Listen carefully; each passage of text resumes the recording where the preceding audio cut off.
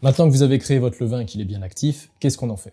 Comment l'entretenir pour éviter qu'il s'affaiblisse, tout en l'adaptant à votre emploi du temps? Si vous avez suivi ma méthode, vous devriez avoir environ 150 g de levain dans votre bocal. L'idéal, c'est d'en utiliser une grande partie dès maintenant. Vous pouvez en prélever environ 125 g pour une recette et laisser seulement 25 g au fond du bocal.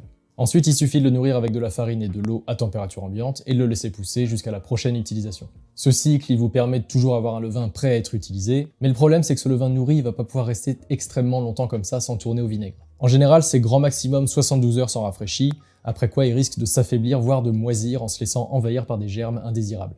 Et l'autre problème, c'est que ça veut dire qu'il va falloir utiliser le levain dans une recette à chaque fois qu'il a été rafraîchi, sinon il va falloir en jeter une partie à chaque fois pour conserver les proportions. Donc si vous comptez pas faire du pain tous les jours, comment on s'organise? Si vous faites qu'une recette par semaine ou encore moins, pas de problème. Faut juste conserver le fond de levain dans son bocal au frigo. Le froid ralentit énormément son activité, ce qui va permettre de l'entretenir avec un minimum d'effort.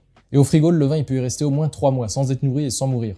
Soyez pas surpris si au bout de quelques semaines il développe une couche liquide et noirâtre, c'est normal, c'est signe qu'il a faim. Ça veut pas dire qu'il a mal tourné, c'est juste en gros de l'eau et de l'alcool. On n'est même pas obligé de jeter ce liquide, on peut simplement le remélanger avec le reste et faire le rafraîchi comme d'habitude. En tout cas, quand vous en avez besoin, sortez le levain du frigo, nourrissez-le avec de l'eau tiède et de la farine en respectant les proportions habituelles, et laissez-le revenir à température ambiante et s'activer.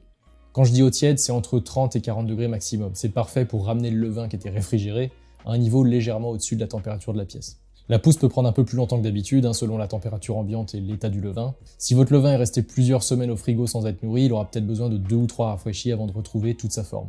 Une fois qu'il est bien actif, prélevez ce qu'il vous faut pour la recette et remettez le fond de bocal au frigo jusqu'à la prochaine fois. Cette routine elle permet de maintenir un levain en bonne santé sans avoir à le nourrir quotidiennement ni à s'inquiéter de son entretien constamment.